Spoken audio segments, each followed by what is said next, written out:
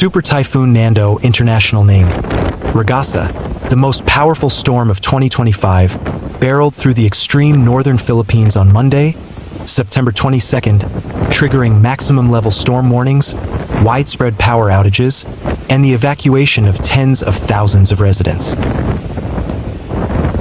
The storm's immense size and destructive force have put the entire northern half of the country on high alert, with cascading effects extending across East and Southeast Asia.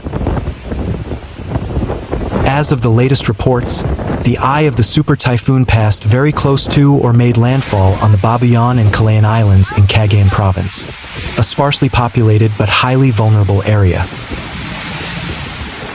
The State Weather Bureau, PAGASA, Philippine Atmospheric, Geophysical and Astronomical Services Administration, reported that the storm was packing maximum sustained winds of 215 kilometers per hour, 134 miles per hour, and powerful gusts of up to 295 kilometers per hour, 183 miles per hour, as it made its closest approach. The severe conditions prompted the issuance of Tropical Cyclone Wind Signal, TCWS number 5, the highest level of storm warning, for the northern part of the Babuyan Islands. This signal indicates that life-threatening conditions are imminent, with potentially devastating impacts on coastal and low-lying communities. According to PAGASA, the risk of life-threatening storm surge with peak heights exceeding 3 meters, nearly 10 feet, was extremely high for coastal areas of Cagayan, Batanes, and Ilocos. In response to the escalating threat, President Ferdinand Marcos Jr. placed the National Disaster Response Agency on full alert and mobilized all government resources.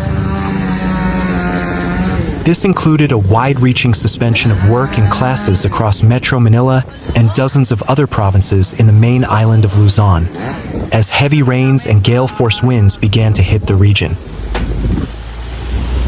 The government's preemptive efforts were crucial in mitigating potential loss of life. Officials from the Department of the Interior and Local Government, DILG, reported that more than 10,000 individuals, or 3,284 families, were evacuated across northern and central Luzon. Cagayan Valley, being in the direct path of the typhoon, saw the largest number of evacuees, with over 8,400 people moved to safer ground. The Cordillera Administrative Region also saw nearly 2,000 people take shelter. Riza S. Digito, Country Director of CARE Philippines, emphasized the vulnerability of certain communities in a statement issued on Friday. Our immediate concern is for the safety of families in the typhoon's path, especially those in low-lying, coastal, upland, and indigenous communities, she said. CARE and other humanitarian partners were on standby to conduct rapid needs assessments and provide life-saving assistance.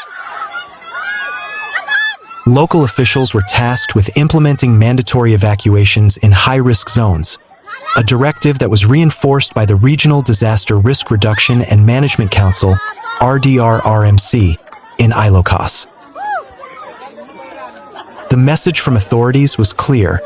Homes and property can be rebuilt, but lives lost can never be replaced, a sentiment echoed in a DILG statement. Early video clips and ground reports from the affected regions painted a picture of a destructive force of nature.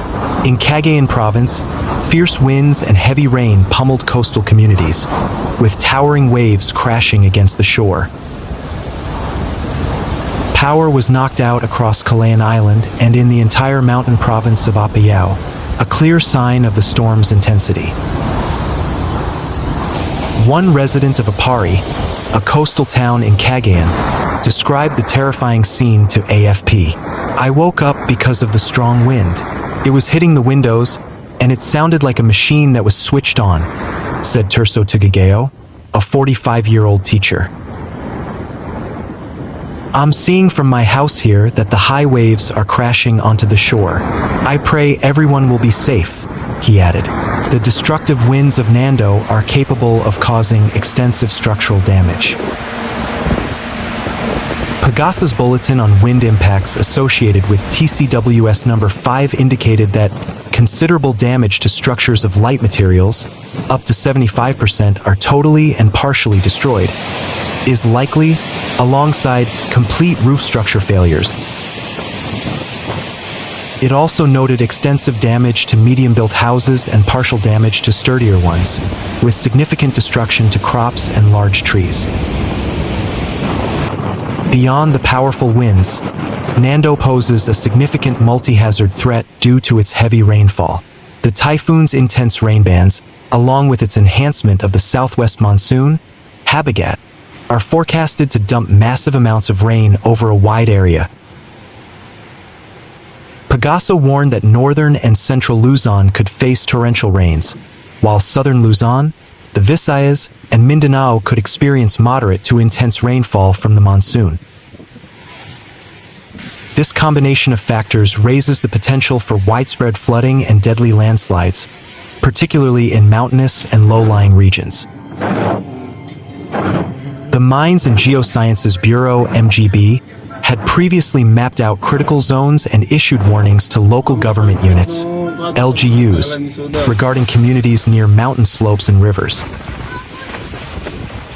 The Department of Social Welfare and Development, DSWD, in Western Visayas had also placed its teams on alert and pre-positioned relief goods in anticipation of the enhanced monsoon effects. Super Typhoon Nando's journey is not confined to the Philippines.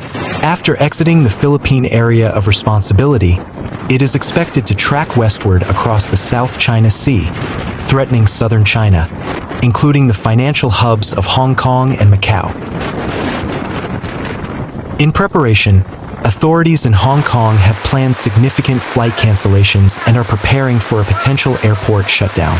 Neighboring Taiwan has also initiated evacuations in its eastern regions and canceled flights in anticipation of the storm's impact.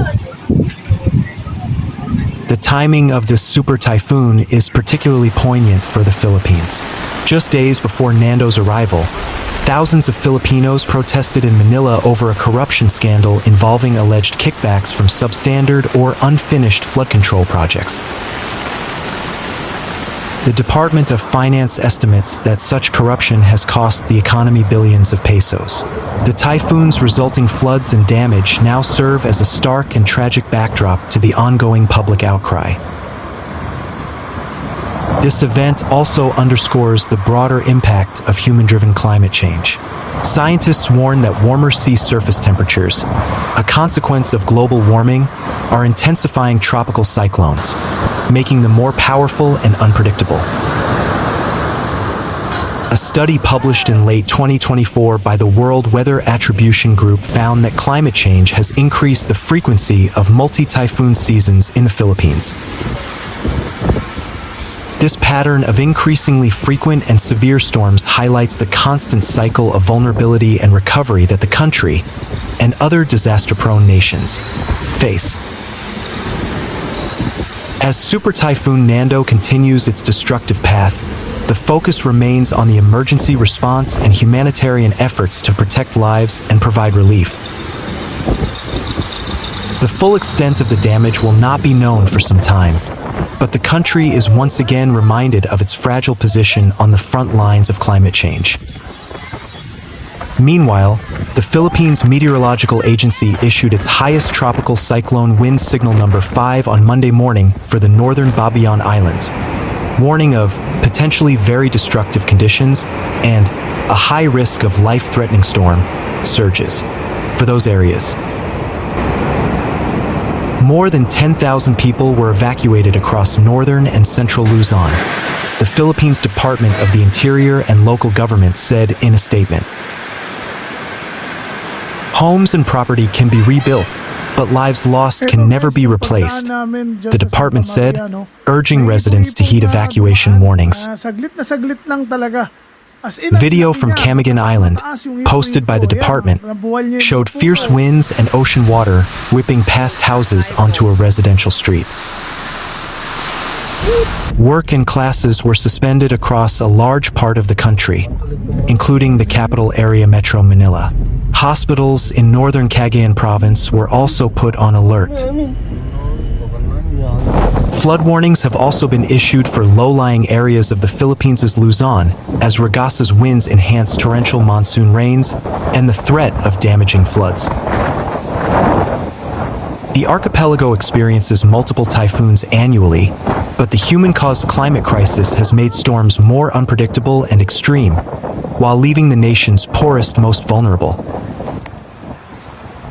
In 2024, the Philippines was hit by 4 typhoons in less than 2 weeks, causing extensive damage from torrential rain, storm surges, and landslides. Elsewhere in the region, authorities announced several safeguarding measures for civilians before the storm is set to make landfall, including school closures, the halt of key transport links, and evacuation orders. In China, officials were preparing to relocate 400,000 people from low-lying and coastal areas of Shenzhen, a megacity with about 17.5 million residents. Further north, trains will be gradually suspended on Tuesday throughout Guangdong province, railway authorities said. Taiwan authorities issued a land and sea warning, announced suspensions of some ferry services and closures of nature trails in southern and eastern counties, ahead of heavy rain and flooding. In the eastern Hualien County, about 300 residents were put on standby alone for evacuation.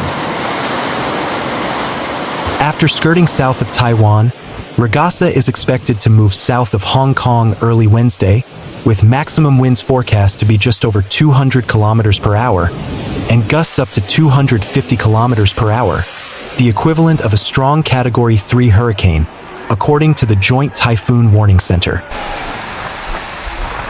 The financial hub has stepped up preparations to deal with flooding, landslides, and fallen trees, according to the government, including the closure of schools on Tuesday and Wednesday. Hong Kong-based airline, Cathay Pacific Airway, will stop passenger flights scheduled to leave and arrive in the city on Tuesday evening, according to the Associated Press. More than 500 flights are expected to be cancelled. All schools in Hong Kong will be suspended from Tuesday through Wednesday, the government said on Monday. Local district offices will facilitate temporary shelters, while emergency police, fire, and medical crews are on full standby. Sea conditions may be similar to previous deadly and destructive storms, including Typhoon Nando, which brought massive winds and flooding to the cities of Macau and Hong Kong in 2017, and Typhoon Mangkhut, which pummeled Hong Kong and southern China after killing dozens in the Philippines in 2018, the government warned. Last month, Hong Kong recorded its highest daily rainfall during the month of August since records began in 1884. Extreme precipitation events have become more frequent. The hourly rainfall record at the Hong Kong Observatory headquarters used to be broken once every few decades in the past.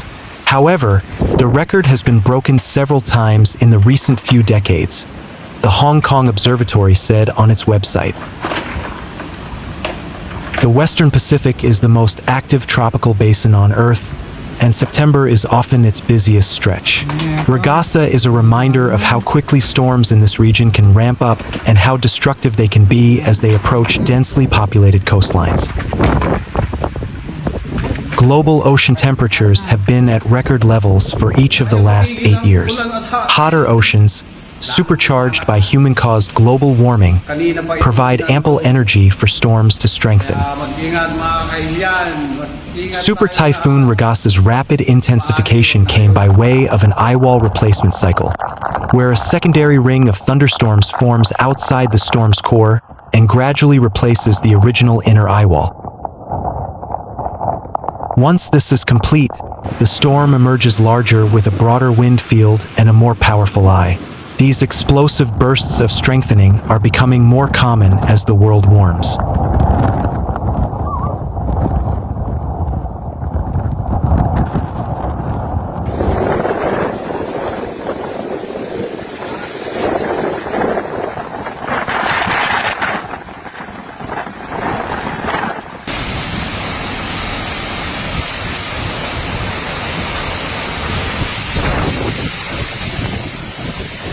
Lakas ng hangin mga idol, oh.